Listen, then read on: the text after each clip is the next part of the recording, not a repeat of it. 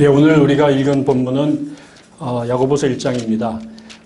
전에 말씀을 드린 것처럼 저희가 마가복음에 대한 긴 여정을 끝내고 오늘부터 야고보서를 같이 본문을 해서 말씀을 나누겠습니다.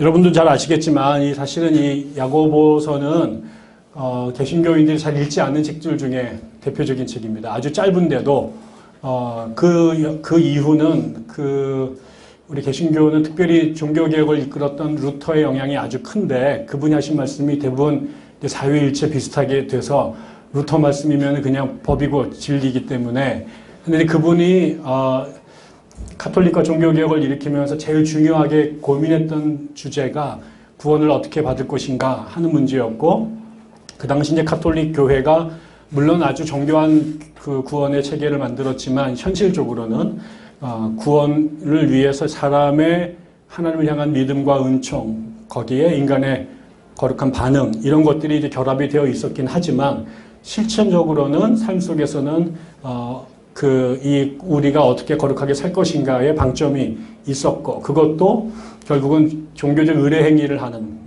예를 들면 미사를 드린다든가, 성지순례를 한다든가, 선물을 구매한다든가, 이런 일들에 이제 주로 방점이 좀 있다 보니, 세월이 지날수록 하나님의 은혜는 점점 잊혀져 가고 또 거기에 대한 믿음은 자꾸 이제 무시가 되는 경향이 있었죠. 그러면서 거기에서 잃어버렸던 하나님, 이게 모든 게 결국은 하나님의 은혜지 사람의 힘으로 쟁취하는 그런 어떤 트로피가 아니다. 그래서 결국 구원은 1차적으로 하나님의 정권적인 은혜, 그래서 솔라 그라티아였고 그것에 대한 인간의 반응은 믿음이었고 그래서 솔라 피데 이렇게 얘기를 했던 거죠.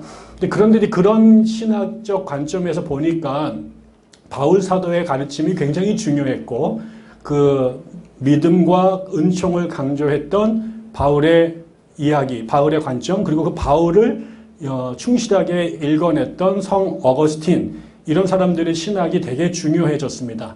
그러다 보니까 믿음의 실천적 측면을 강조하는 야고보서는 루터의 입장보다는 종전의 가톨릭의 냄새가 크게 난다고 생각을 했고 그래서 자기의 신학적 기준에서 볼 때는 수용하기가 쉽지 않은 책으로 보였던 거죠. 그래서 아주 유명해진 얘기지만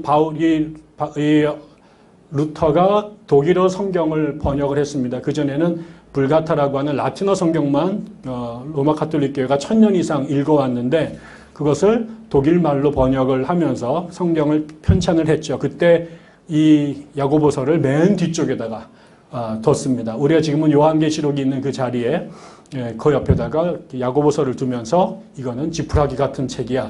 이렇게 얘기를 해버렸죠. 그런데 이 한마디가 그야말로 스티그마타, 낙인이 딱 찍혀서 야고보서는 그 거룩하신 존귀하신 루터 선생님에 의하면 이게 지푸라기에 불과하대. 그러니까는 핵심은 바울이고 야고보는 옆으로 약간 제껴줘야 돼. 이렇게 돼버린 거죠. 그래서 교회에서 바울은 아주 연구하는 사람들이 많아졌고 바울 전문가들은 우글우글합니다. 저희 느헤미야에서도 신약 선생님을 모시려고 했더니 온통 바울 전공자들이에요. 그래가지고 지금 우리가 느헤미야가 우리 목요일날 여기서 수업을 하잖아요. 근데 복음서 공부를 하려고 하는데 그 학자를 구하는 게 하늘의 별 따기였고 야고보서를 전공한 사람은 전 본 적이 없는 것 같아요. 야고보서를 전공하고 어느 순간 밥을 굶습니다. 한국에서. 왜냐면 야고보서를 갖다가 강의해달라는 사람은 없거든요. 그리고 금방이잖아요. 바울은 열 몇 개인가 써가지고 그래도 한 13주를 해먹을 게 있는데 이 야고보서는 한 주면 끝나요. 그러니까 하는 사람도 없고 자꾸 이렇게 의도하지 않았는데 소외된 책이 돼버렸습니다.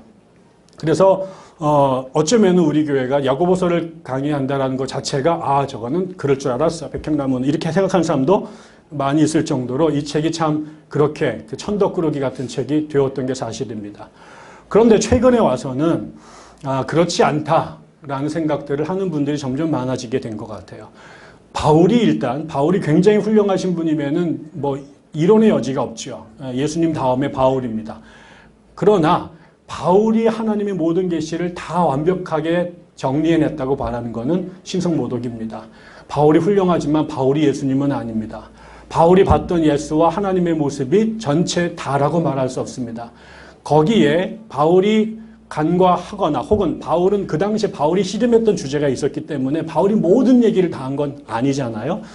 그러다 보니까 이제 바울이 간과하거나 혹은 덜 강조했던 부분을 이 다른 서신서들이 했던 거죠. 그러니까 성경을 27권으로 마지막에 그 많았던 초대교회의 수많은 거룩한 문서들 중에 결국은 400년에 걸친 논쟁 속에서 27권을 신약성경으로 뽑을 때 바울의 책을 제일 많이 집어넣었지만 동시에 바울과 다른 생각을 하거나 바울이 주장하지 않았던 이야기들을 보조해 줄 수 있는 다른 문헌들도 거기에 2배나 많이 실었던 거죠.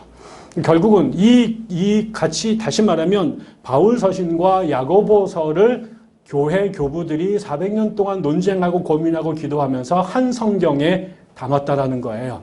그러면 우리가 뭐 양으로 많이 미니까 바울이 중요하고 세다고 말할 수 있지만 양이 단가요? 그러면 성경에 있었으면 많은 책을 바울이 썼기 때문에 바울이 제일 중요하고 그 다음에 두 번째로 많이 쓴 누가 넘버 2고 그 다음에 책 제일 조금 디도서나 이런 거 쓴 애들은 그냥 맹장 같은 존재인가? 그렇지 않잖아요. 다 하나님의 말씀이죠. 하나님 말씀에 양이 많다고 질이 많다고 사실은 바울은 많이 썼지만 다 동어 반복입니다. 내 생각에는 그 중에 한 권만 있어도 다 할 말은 다 했는데 한 얘기를 또 쓰고 또 쓰고 또 쓰고 왜 바울이 개척한 교회니까 비슷한 애들이 모이고 또 그 교회에 아킬레스가 있죠. 그러니까 바울에게 공부한 애들은 다 바울의 문제를 하나씩 다 안고 있죠. 그게 교회를 고린도에 개척하든 갈라디아에 개척하든 그 교회는 똑같은 문제를 안고 있습니다. 같은 사람들이기 때문에. 제가 대전에서 목회를 하고 서울에서 왔는데 전혀 다르잖아요. 사고는 똑같은 점에서 일어나고 문제는 똑같은 데서 일어나고 갈등은 똑같은 데서 일어납니다. 절대 다른 교회에서 일어나지 않는 제가 나오니까 그 교회 그런 갈등 안 이루어지더라고요. 그때 여기 왔더니 그게 여기서 서울로 그 귀신이 와가지고 똑같은 문제가 여기에 있어. 그게 아킬레스예요. 그런 거죠. 그런 의미에서 야고보서도 바울 서신만큼 아주 중요하다. 특별히 바울과 또 다른 중요한 차이는 바울 서신은 모두 다 특정한 수신 대상자가 있습니다.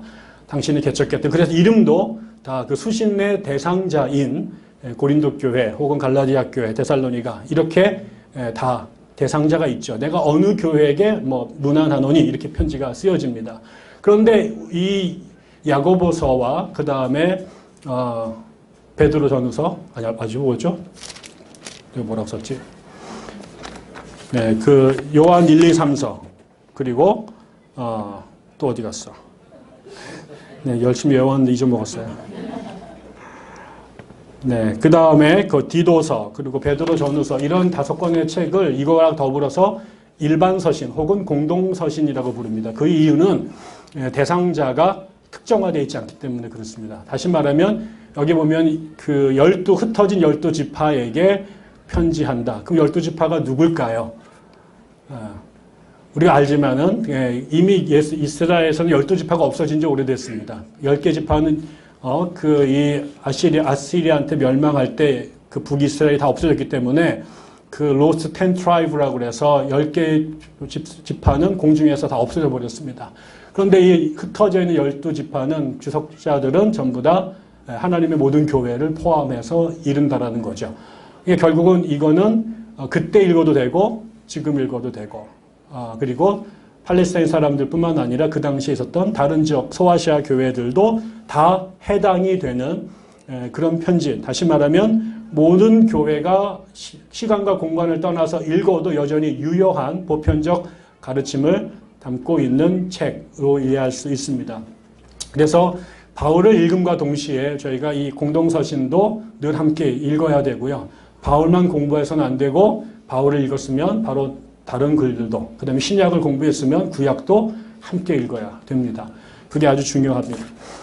저는 오늘 그런 의미에서 첫날 저희가 1장 1절부터 4절까지의 말씀을 좀 함께 나눠보고 싶어요.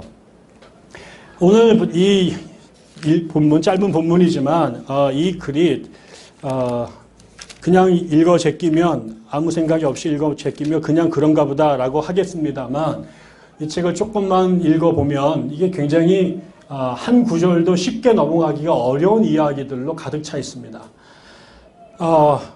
여기에 첫 번째 우리가 하나님과 주 예수 그리스도의 종인 야고보가 세계에 흩어져 있는 12지파에게 문안을 드립니다.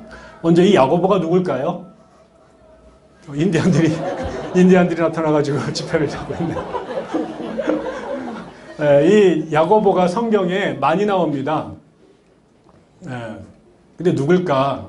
첫째, 그 학자들은 모르겠다. 이게 정답입니다. 성경은 대부분 모르겠다가 정답입니다. 그래서 알다고 말하는 순간 금방 터질 가능성이 많기 때문에 성경에 보면 우리가 상식적으로 아는 것도 예수님의 제자들 가운데 알페오의 아들 야고보가 있고 또 세베대의 아들 야고보가 있죠. 그 다음에 예수님의 제자, 예수님의 동생. 우리가 지난주에 말했던 예루살렘 공의회 때 예루살렘의 두 기둥 중에 한 명인 그 야고보. 네, 아마도 전체적으로 보면 뭐 설명을 다 드릴 수는 없지만 아마도 그 예루살렘의 기둥이었던 예수님의 형제 중 한 사람인 그분이 아마 이 책을 썼을 것이다 라고 생각을 합니다. 근데 스페인이 그 야고보는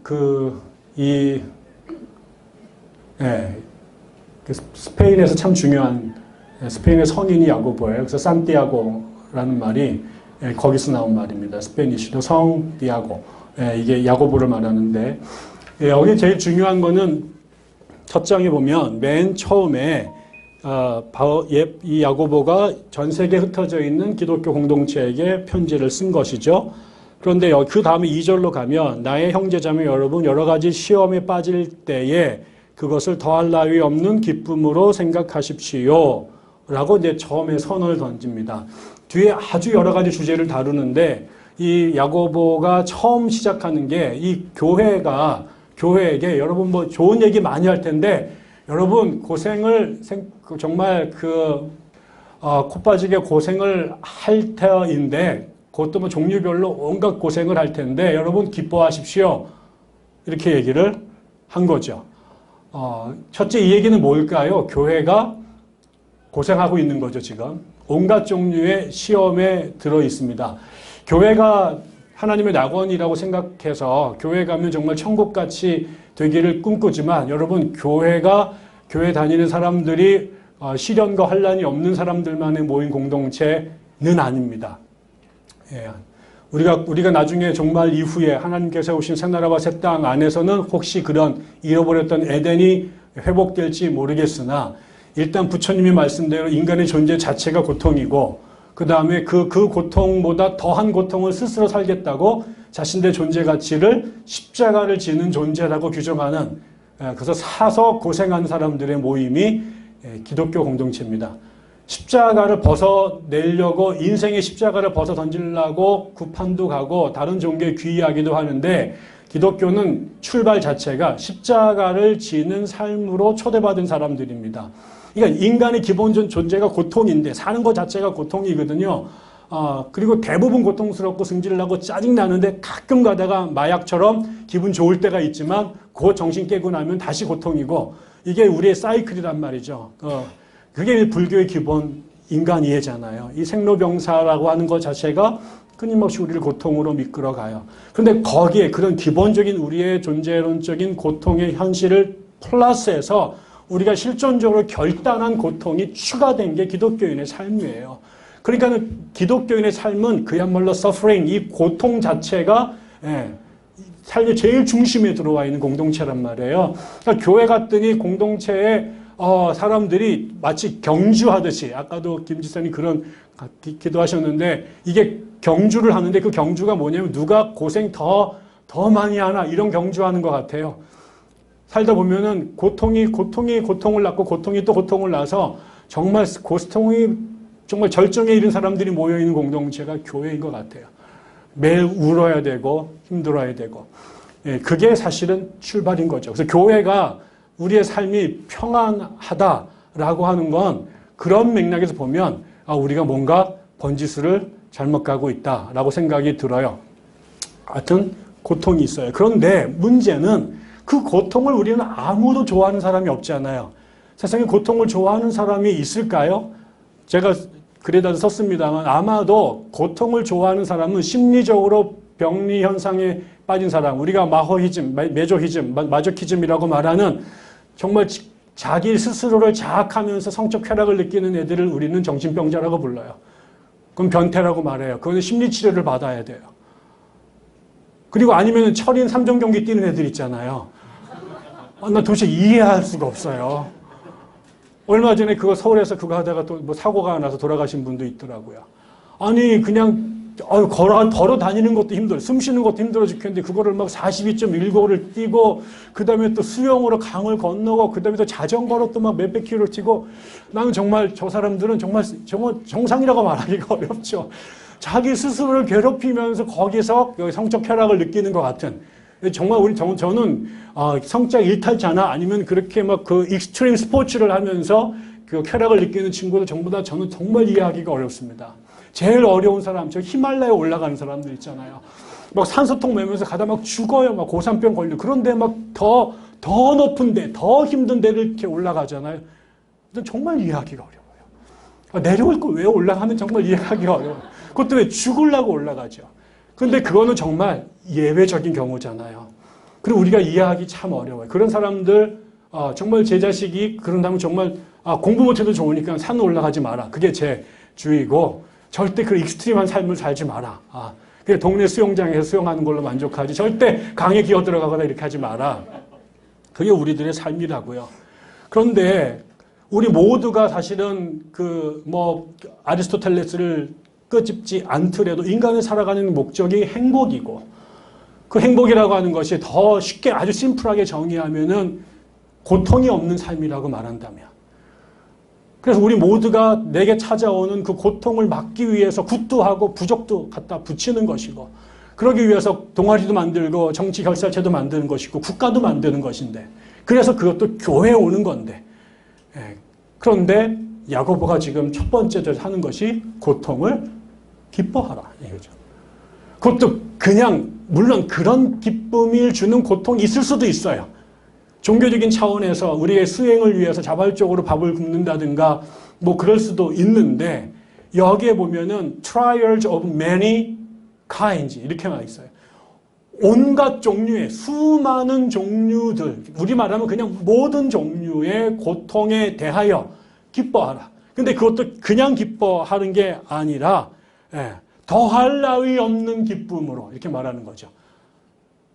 이게 난 정말 이런 면에서 야고보가 얘는 메저키스트가 아니라 세디스트다. 남의 고통을 즐기도록 교회에게 강요하는 기독교인들을 전부 다 고통에 중독된 자들로 몰아가는 이런 설교, 이런 말씀 정말 받아들이기 어렵죠. 이런 삶을 안 살려고 종교에 귀의하는데 이 사람은 그런 삶으로 교인들을 초대하고 그것이 정당하고 아니 더 나아가서 권장할 만한 일이라고 얘기를 하고 있는 거죠. 받아들이기 쉽지 않습니다.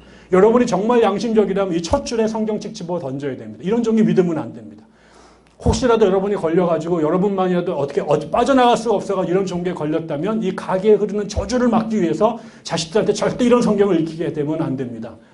여러분이 왜 고생 가운데 애들한테 그렇게 돈을 써가면서 학교에서 공부하라고 그렇게 모질게 끌고 갑니까? 여러분이 왜 그렇게 고생하면서 돈을 법니까? 애들에게 suffering이, 페인이 없는 삶을 살도록 해주기 위한 거 아니에요? 왜 세습을 합니까? 왜 우리가 다른 여러 가지 장치들을 하고 불법을 행하면서도 그렇게 돈을 빼돌리고 그렇게 난리를 칩니까? 그거는 나는 그래. 이 세상에서 나는 버림받았고 실패했고 저주받았지만 내 자식들한테는 하루라도 더 덜 고통당하고 하루라도 더 덜 고생하는 삶을 살도록 해주는 것이 부모의 도리라고 생각해서 그러는 거 아닐까요? 왜 교회들을 우리가 빠져나가서 돌아다닐까요? 왜 이 교회 저 교회를 끊임없이 옮겨 다닐까요? 우리를 불편하게 하고 힘들게 하는 꼴을 보고 싶지 않기 때문에 그렇잖아요. 좀 더 안전하고 좀 더 편안하고 좀 더 그다음에 샬롬을 누릴 수 있는 가서 정말 릴렉스한 상태에 살다가 가고 싶기 때문에 그런 거 아닐까요? 제 친구가 이런 놈이 있어요. 목사님이신데 이 친구가 우리가 이게 저는 그런 짓을 별로 안 하고 살았습니다만 죄송합니다. 그런 짓이 아니라 아무튼 이게 새벽기도 얘기를 하려고 그러는 건데 새벽기도 부목사들이 참 힘들잖아요. 아침에 일어나는 게. 근데 제 친구가 이제 우리 어느 모여가지고 이게 새벽 기도만 없으면 정말 목회할 것 같아. 어떤 놈의 새끼가 만들었을까 이거 막 이러면서 이름만 대 막 이러고 막 있는데 한 친구가 내가 드디어 새벽 기도를 기가 막히게 드리는 방법을 내가 도를 터득했다. 어떻게? 새벽에 일어나야 되잖아요. 한 4시 정도 일어나가지고 교회 옆에 사택에 살았는데 이제 들어갔다가 나오면 그다음부터 하루 종일 잠도 못 자고 피곤하잖아요. 근데 이 도를 깨달은 게 뭐냐면 새벽에 새벽 기도 가기 위해서 아침에 딱 일어날 때 절대 정신이 다 들면 안 된다는 거죠. 이게 깨어있음과 깨어있지 않은 상태의 요 수면 상태를 유지하는데 밖에서 의식은 있지만은 내가 정신은 아직 반은 깨어나지 않은 상태를 계속 유지하고 가서 교회 여기 앞에 앉아서 지금 병준이처럼 가만히 앉아 있다가 다 끝나면 그대로 딱 와서 다시 이불 속에 싹 들어가면 새벽 예배는 새벽 예배를 출석을 했고 잠을 깬 적이 없는 상태로 계속 잘 수 있다는 거죠. 이걸 자기가 굉장히 연습을 해가지고 요거를 도를 터득했다. 그래서 우리한테 해보라고. 그래서 우리 친구들이 열심히 그걸 하고 있었던 기억이 납니다. 우리가 고통스러운데 그 고통을 어떻게 하면 줄일까? 피할까?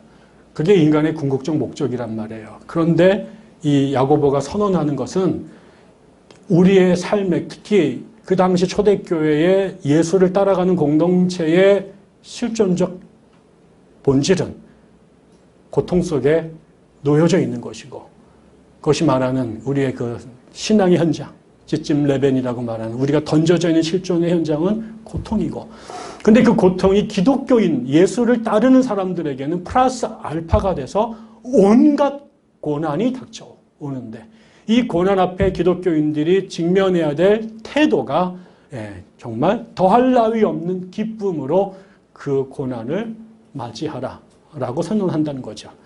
그러면 이게 도대체 제정신인가 라고 고민을 해서 이거를 읽어야 돼 말아야 돼 라고 말하지만 우리 그래 한번 읽어보자. 그럼 뒤에 도대체 왜 그래야 되는데 라고 그랬더니 3절에 가니까 이렇게 말합니다. 여러분은 믿음의 시련이 인내를 낳는다는 것을 잘 알고 있습니다. 이렇게 말합니다.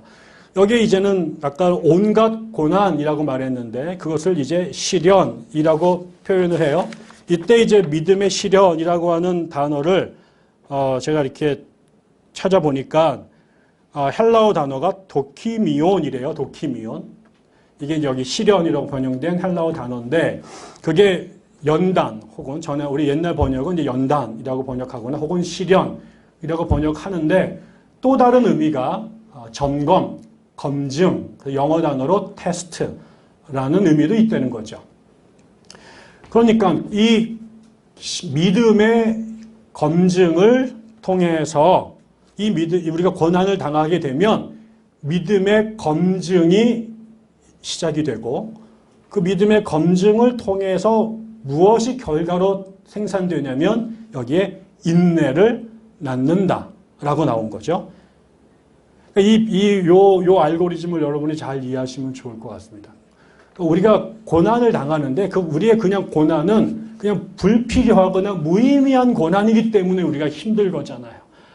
군대 가가지고 그 얼차례를 받을 때 억울한 거잖아요. 내가 대부분의 얼차례는 아주 무의미하거나 말도 안 되는 상황에서 애들을 때리거나 힘들게 하거든요. 그러니까는 내가 맞아야 될 이유가 없는데 맞으니까 이거는 그냥 불행한, 그냥 억울한 폭력이 되는 것이잖아요. 그런데 이 야고보가 말하는 것은 우리가 고난을 경험하는데 그 고난이 중요한 이유는 그 고난이 무엇이 되냐면 믿음을 검증하는 기회가 된다. 다시 말하면 내가 고난을 당하지 않았을 때는 전혀 표면으로 드러나지 않았던 내 믿음의 실체가 고난이라고 하는 이 테스트를 통해서 그 진면목이 드러난다는 거예요. 그러면 그 진면목이 믿음이 검증되게 되면 다시 이제 믿음이 제대로 이제 고난 속에서 작동을 하기 시작을 하는데 그것이 진짜일 경우에는 그 믿음이 진짜일 경우에는 무엇을 생산하냐면 인내를 생산한다는 거죠. 그런데 그 인내가 없는 게 난 게 아니라 이 믿음이 살아있는 사람들에게는 이 고난이라고 하는 것이 믿음의 진면목을 드러내면서 동시에 그 안에 패키지로 붙어있던 인내라고 하는 성령의 은사가 작동을 시작한다라는 거죠. 이게 이런 겁니다. 결국 두 가지가 중요한데 우리가 시험을 기뻐해야 될 것은 교회 안에 수많은 짝퉁 기독교인들이 혹은 위장된 기독교인들이 혹은 아직 미완의 기독교인들이 성숙한 그리스도인, 거듭난 그리스도인들과 함께 뭉쳐 있습니다. 제가 최근에 양심이 외치는 소리인가? 네, 이어지가 않는데 이게 1970년대에 우리나라가 이 군부에 의해서 유신 시대를 살 때 말도 안 되는 일이 너무 많이 벌어졌잖아요. 그럴 때 우리나라에 왔던 미국, 캐나다 선교사들 중에 목요일 날마다 월요일마다 기도 모임을 했던 분들이 계세요. 50명이세요. 저는 그런 분들이 그 당시에 계셨는지 정말 몰랐습니다. 근데 우리나라에 온 멀쩡한 선교사들이 이 유신 체제 때 감옥에 간 기독교인들, 그 다음에 운동하다가 도망 다니는 청년 활동가들을 자기 집에 숨어주고 박정희 정권이 말도 못하게 하는 악행들을 신문에 아무도 못 내게 하니까 그 자료들을 수집해서 미국에다가 보내고 그 다음에 그 양심수로 감옥에 간 사람들 돕기 위해서 뜨개질을 해서 이 옷을 만들어서 외국에다가 팔아서 그 돈을 가져다가 이 사람들을 먹이는 이런 일들을 한 선교사들이 있었습니다. 근데 그분들이 나중에 이 인혁당 재건 사건으로 8명이 이제 사형 선고를 당해서 이게 전 세계 사법 역사상 가장 부끄러운 말도 안 되는 그 8명이 전부 다 이게 그 사건과는 아무런 관계가 없는 사람들이었는데 그 당시 시국이 어려우니까 이거를 이제 전국 전환용으로 8명이 아무도 죄 없는 사람들을 가져다가 사형을 선고하고 보통은 선고하고 나면 집행까지 한 1년 걸리는데 그 다음날 새벽에 8명을 교수형에 죽였습니다. 그게 지금은 전부 다 기만적인 조작된 사건이라고 다 드러난 것인데 근데 이런 사람들이 다닐 교회가 없는 거예요. 아무도 안 받아줍니다. 왜 이런 사람들이 교회에 오면 또 경찰들이 와가지고 또 감시를 하니까 그런 사람들을 위해서 선교사들과 몇 명이 모여서 갈릴리 교회라고 하는 교회를 개척을 합니다. 근데 건물도 없어서 남의 이런 데 빌려다가 쓰는 거예요. 그런데 그 갈릴리 교회에서 예배를 드릴 때 매주마다 처음 오시는 새신자들이 있는 거죠. 누굴까요? 안기부 직원인데. 그런데 그거를 그 멤버 중에 그 미국인 선교사님 할머니가 계신데 귀신같이, 선교사님이 아니라 아마 우리 한국인 목사님 사모님이신데 귀신같이 얘네들이 진짜 신자인지 안기부 직원인지를 딱 알아서 이렇게 사람이 오면은 이 사모님이 일어나가지고 갑배 가가지고 나가시죠? 이렇게 얘기하면은 삐쭈삐쭈 일어나가지고 이렇게 나간다는 거예요. 근데 밖에서 이제 계속 이제 누가 들어가는지 명단 조사하고 이런 일들을 했던 거죠. 오늘날에는 그런 일들을 신천지가 하고 있잖아요. 그래서 이제 교회를 털을 옮기기 위해서 이제 위장하고 들어오는데 그러다 보니까 교인들이 도대체 이 사람이 알곡인지 축정인지 우리 교회를 정말 돕기 위해서 보낸 천사인지 교회를 해체하기 위한 악마인지 알 길이 없는 거죠. 저는요 100번 속을 거예요. 전 세상에서 제일 속이기 쉬운 목사가 접니다. 저는 여러분이 와가지고 신천지라고 말을 안 해도 속고 안 해도 속고 와서 또 해도 또 속고 계속 그럴 거예요. 그런데 그 모든 것들이 가면이 벗겨지는 순간이 있다는 거죠. 평상시에는 우리의 영적인 화장으로 그 다음에 종교적인 가면으로 우리의 실체 민낯을 얼마든지 가릴 수 있습니다. 더 짝퉁이 진짜보다 더 진짜같이 행동할 수 있고요. 마귀가 더 천사처럼 쓸 수 있고요. 양의 탈을 쓰고 늑대가 더 양처럼 행동할 수도 있습니다. 평상시에는. 그런데 그 모든 허물들이 모든 그 껍데기가 정말 이 빛 가운데 드러나는 순간이 있다는 거죠. 그게 시련이 우리에게 닥쳐올 때라는 거예요.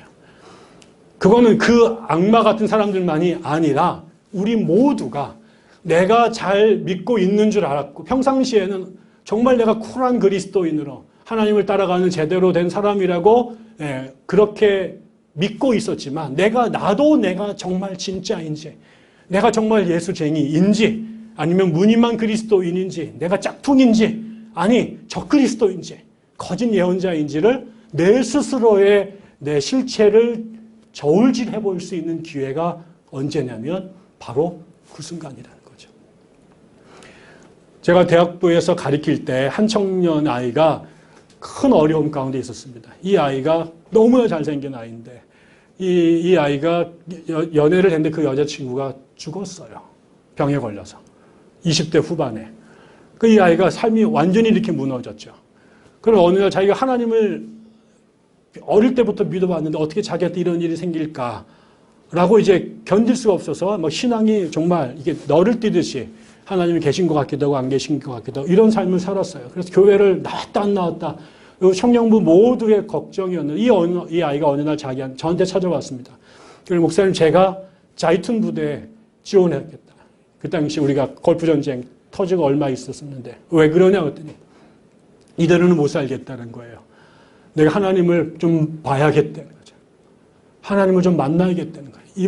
이분을 만나지 않고 내가 살 수가 없어서. 근데 지금 이 땅에서 내가 이분을 만날 가능성을 찾을 수가 없고 방법을 찾을 게 없어서 내 삶의 가장 극단의 다리에다가 나를 던지겠다. 그게 어딜까 고민했더니 그게 이라크를 가는 거다. 내가 그 전투 현장에서 하나님을 보고 싶다. 그리고 실제로 자유투 부대로 가서 날아간 적이 있어요. 그 아이는 자기가 그동안 믿었던 신앙이라는 것이 모태신앙으로 자라서 그 온실에서 한 번도 바람을 맞지 않고 자랐던 자기의 신앙이 정말 진짜인지 아닌지를 대면할 상황에 던져진 거죠. 근데 이 씨름을 놓을 수가 없어서 내가 정말 진짜인지 아니면 저분이 정말 진짜인지 이 씨름의 삿바줄을 내가 한 번 더 부여잡겠다. 그리고 나서 그 아이가 20대 후반에 이라크로 날아갔습니다. 나중에 편지가 왔더라고요. 지금은 아주 훌륭한 그리스도인으로 잘 자라고 있습니다. 저도 늘 궁금했습니다. 제가 박사과정을 공부를 하면서 내가 이 공부를 할 만한 실력이 되는 사람인지 아니 괜히 욕심에 의해서 되지도 않을 짓을 하고 있는지 그게 늘 궁금했어요. 그래서 끊임없이 선생님 찾아가가지고 선생님 정직하게 얘기하시오. 내가 그럴 만한 놈이요. 근데 조교한테 쫓아가가지고 야 내가 페이퍼 잘 쓰냐? 야, 내가 정말 학자가 될 만한 자격이 있다고 네가 정말 생각하냐? 그냥 아시아에서 온이라고 불쌍해서 A 주지 말고 네가 정말 냉철하게 고민해서 나한테 얘기해. 내가 이 얘기를 맨날 쫓아다니면서 물었던 기억이 나요. 알고 싶었거든요. 나도 내가 모르겠어요. 내가 하고 싶은데 이게 나의 부질없는 욕망인지 정말 그럴 만한 능력이 있어서 네가 마땅히 해야 될 것인지 내가 정말 어느 정도의 진리학에 있는 학자가 돼가고 있는지가 궁금했어요. 근데 우리의 믿음도 그렇잖아요. 나는 정말 알고 싶어요. 내가 제대로 믿고 있는지 내가 하나님을 정말 내가 종교적인 허상으로 그분의 믿지도 않으면서 그분의 이름을 들먹이면서 종교적 비즈니스를 하고 있는 사악한 놈은 아닌지 아니면 정말 있지도 않은 하나님을 팔아가지고 내가 내 우리 아이들 학비를 대고 있는 건 아닌지 여기 있는 사람들이 정말 이 시대에 믿는 사람들인지 이 사람들이 허명에 쫓아서 아니면 겉멋에 쫓아서 그런 줄 알고 폼잡고 있는 또 다른 위선자들의 집단인지 알고 싶단 말이죠. 그래서 하나님께서 우리에게 시련을 주실 것입니다. 왜? 곤란해야 되기 때문에. 정신 차려서 정직하게 나를 들여다보고 우리들을 들여다봐야 되기 때문에. 죽으라고 쫓아갔는데 나중에 짝퉁으로 판명되거나 잘못 믿어서 엉뚱한 데가 있으면 안 되잖아요. 저는 그런 의미에서 여기에서 그 시련이라고 하는 것이 적어도 야고보의 눈에는 다른 사람들 눈에는 피해야 될 저주처럼 보였지만 no way! 이 어려운 시기에 이 시련이야말로 교회되게 만드는 교회의 사람들을 하나님의 백성으로 재구성하는 가장 중요한 하나님의 축복이다라는 거죠. 그리고 그 믿음이 진실로 찾아지게 되면 그 믿음이 껍질을 벗겨내고 화장품을 벗겨내고 그 안에 있는 믿음의 민낯이 정직하게 드러나는 순간 놀라운 것은 그 믿는 사람들에게 그날 임했던 성령께서 바로 그 순간에 본격적으로 일을 하신다는 거죠. 여기 보면은 인내라고 하는 게 성경에서 성령의 은사 혹은 성령의 열매로 주시죠. 심지어는 우리가 아는 것처럼 그 믿음의 성령의 9가지 열매를 말할 때 그 안에 인내가 있죠. 그리고 사도 바울이 이 땅에 내가 가장 큰 은사를 주겠다. 가장 큰 은사를 주겠다. 그러면서 고린도전서 13장에서 사랑의 이야기를 하죠. 그 앞에 했던 수많은 고린도전서 12장에 나오는 온갖 성령의 은사들보다 가장 위대한 것이 사랑의 은사인데, 그 사랑의 은사를 13장에서 쭉 얘기를 하는데, 그 사랑이라고 하는 게 뭐냐? 제일 첫 번째가 오래 참는 거다, 이렇게 말합니다. 결국은 성령의 은사든 성령의 열매든 그것은 성령이 우리와 계시는 순간 드러나는 증상입니다. 우리 안에 바이러스가 들어오면 열이 나고 땀이 나는 것처럼 성령이 우리 가운데 들어오시게 되면 들어오심에 대한 증거가 나타나요. 그 증거 가운데 가장 대표적인 것이 인내라는 거예요. 내가 하나님의 사람인지 아닌지를 알 수 있는 것은 내 안에 역사하시는 주님이 난지 아니면 귀신인지 아니면 성령 하나님이신지를 어떻게 아느냐. 그게 방언이나 입신이나 장풍이나 공중부양이 될 수도 있지만 성경이 끊임없이 관통하는 가장 핵심 중에 하나는 성령의 사람은 참는다라는 거예요. 다시 말하면 여기에서 믿음의 시련이 인내를 낳았다라고 하는 것은 그 믿음이, 그 뒤에 간 믿음이 이제 우리를 인내력을 충분히 발휘해서 좀 더 부족함이 없게 완전하고 성숙한 사람이 되라, 이렇게 4절에 얘기를 하는데, 결국은 이 성령이 우리 가운데 오시면 무슨 프로세스가 되냐면 잃어버렸던 하나님의 형상이 회복이 되고 하나님이 꿈꾸셨던, 당신이 창조하셨던 그 사람으로 회복시키는 거잖아요. 이걸 구원이라고 말하는 거예요. 단절돼서 하나님으로부터 생기가 들어올 수 없었기 때문에 막 영적으로 바싹바싹 말라 들어갔던 우리가 그 포도나무에 가지가 붙임으로 그 생명이 이 안에 들어오니 죽었던 가지가 살아나는 거 아닙니까? 우리 안에 무너졌던 하나님의 형상이 누구에 의해서, 내가 돌을 닦아서가 아니라 나를 지으신 하나님이 내 안에 들어오셔 다시 나를 리크레이션하는, 나를 다시 창조하시는 역사가 나타난단 말이죠. 내가 아니에요. 내 안에 들어오신 하나님이 하시는 거예요. 그래서 하나님이 우리를 구원하는 거지 내가 나의 구원을 성취하는 게 아니란 말이에요. 우리가 믿음으로 그분을 수용하는 순간 그분이 우리 안에 들어오신단 말이죠. 그 영이 우리 가운데 존재한단 말이에요. 겉으로는 사람으로 보이고 까맣든 노랗든 못생겼든 잘생겼든 크든 작든 이게 중요한 게 아니라 그것과 상관없이 그 안에 성령 하나님이 내주하신단 말이에요. 그런데 이 하나님이 일하시는 때가 있단 말이에요. 우리가 온갖 어려움으로 우겨싸움을 다 우리의 삶이 고통스러울 때, 그러나 그 고통 가운데 우리가 그 하나님 앞에 진정한 믿음의 사람으로 반응하기 시작할 때 내 안에 계셨던 그 성령이 일을 하시는데, 그 일하심이 무엇으로 나타나면 견디는 것으로 나타난다는 거죠. 사람으로는 수도 없이 자살을 하고 창밖으로 몸을 던지고 싶은, 수도 없이 내 손목을 긋고 싶은 충동이 끊임없이 일어난단 말이에요. 그게 내가 아니라 내 안에 있는 또 다른 무엇이란 말이죠. 근데 그것을 때려눕히고 그 나를 사망으로 이끌어가는 그 힘에 대하여 내 안에 성령 하나님이 때려눕히면서 그 영적인 전쟁 속에 나를 끌고 가신단 말이에요. 근데 그 끌고 가심이 무엇으로 표현되냐면 오래 참음으로, 인내로. 그리고 결국 그 인내가 그냥 계속 맷집 좋아서 두들겨 패는 거 그냥 계속 두들겨 맞고 있는 게 아니에요. 고통을 계속해서 무감각해가지고 여기에 막 딱지가 덕지같이 붙어서 아무리 맞아도 나병 걸린 사람처럼 고통을 못 느끼는 존재가 아니에요. 고통을 느끼죠.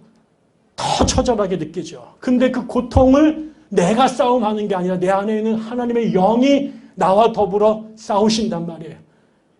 그래서 나를 어떻게 4절에 그 인내력을 충분히 발휘해서 조금도 부족함이 없이 완전하고 성숙한 사람이 되라. 결국은 그 하나님, 이 완벽하고 성숙한 사람, 그거를 웨슬리안 트레디션에서는 성결한 사람, 성화된 사람이라고 불러요. 그게 성결교의 골이에요. 성령이 나를 그 사람으로 만들어 간다는 거죠. 예수님 같은 존재가 되는 것은 정말 이후에나 가능하지만 하나님께서 우리를 지으셨던 당신의 거룩한 사람으로 우리를 변화시켜, 성장시켜, 성숙시켜 간단 말이에요.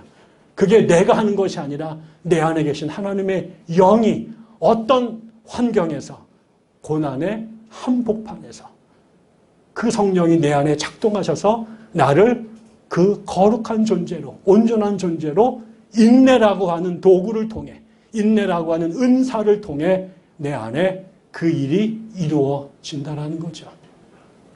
그러니 다른 사람들에게는 고난이 저주고 다른 사람들에게는 피해야 될 호암 마마보다 무서운 것이지만 하나님의 거룩한 사람이 되기를 꿈꾸는 사람이야말로 드디어 하나님이 나를 만지시기 시작하시는구나. 하나님이 드디어 나를 찾아오셨구나. 하나님이 드디어 나를 당신의 사람으로 그렇게 재창조하시는 거룩한 사역을 시작하셨구나. 그러면 여러분, 하나님의 임재를 어떻게 경험할 거예요? 하나님이 나를 찾아오셨다는 걸 어떻게 알 거예요? 지금 내가 하나님의 은혜 중에 있다라고 하는 것을 무엇으로 볼 거예요? 그것은 내 안에 환난이 찾아올 때. 그래서 이거는 기쁜 거예요.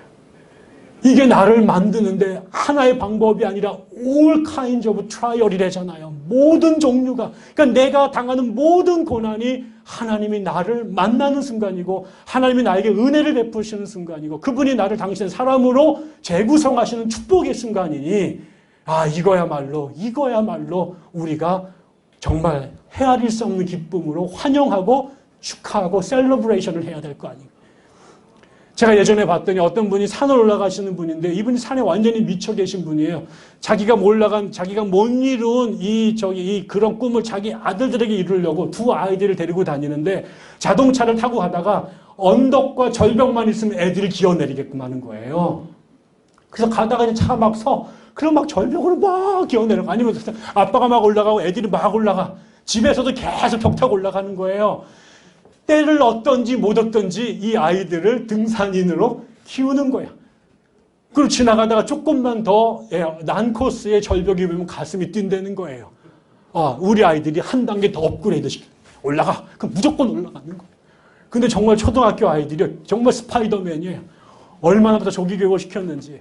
곧 지나가서 아마 몽블랑으로 갈 겁니다. 이 아이들이. 그런 거 아닐까요? 누군가에게는 그 작은 언덕만이라도 내가 올라가고 싶은 훈련의 기회고 이게 우리 아이들을 나를 더 업그레이드된 클라이머로 만드는 기회라고 기뻐해서 가던 차도 세우고 그 산을 기어 올라가는 것처럼 하나님의 성령 안에 있는 그리스도인들은 내 삶에 밀어닥치는 온갖 종류의 크고 작은 고난이 우리를 하여금 한숨을 짓게 하고 삶을 저주하게 하고 쌍욕을 터뜨리는 불행한 사건이 아니라 우리가 하나님의 만지심 속에 들어가는 축복의 기회구나. 그러니까 기뻐하는 것이죠. 사이코가 아니라 하나님의 성령의 사람이기 때문에 누리는 그들에게만 보이는 다른 차원인 거죠. 저는 개인적으로 목회를 하면서 그런 생각해요. 제가 기도를 드릴 때마다 하나님 우리 교회가 아무 일이 없도록 도와주십시오.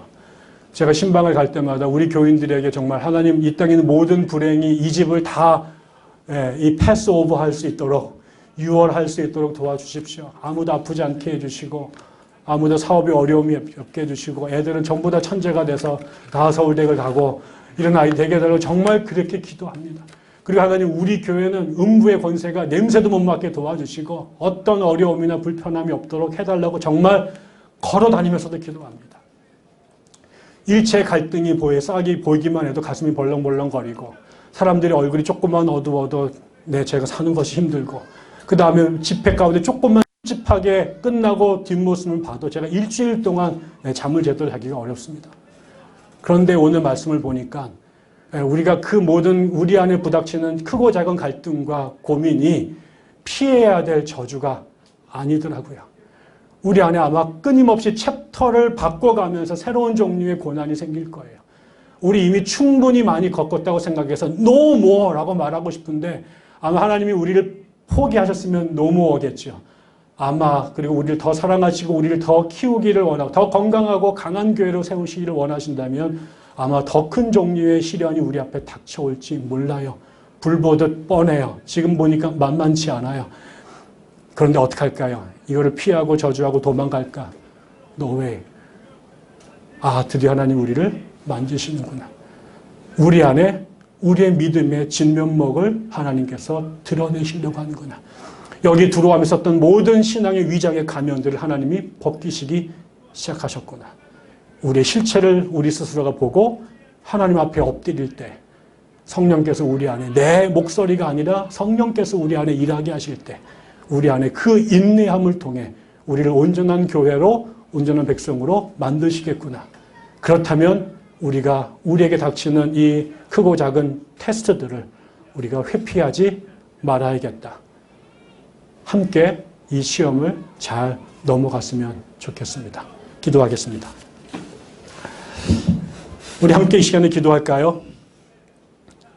우리가 오늘 들으신 말씀을 개인에게 그리고 우리 교회에게 적용하면서 하나님, 우리가 부닥치는 모든 고난의 상황들을, 또 시험과 연단의 상황들을 우리가 성화의 과정으로 가는 하나님의 축복과 은총으로 받아들일 수 있도록, 그리고 그때 우리 안에서 일하시는 성령의 인내하심을 우리가 경험할 수 있도록, 그렇게 우리가 그 시험들을 통해서 정금이 될 수 있도록 하나님 우리를 빚어달라고, 그렇게 한번 이 시간에 우리가 진지하게 하나님께 마음을 열고 기도를 올렸으면 좋겠습니다. 같이 기도하십시다.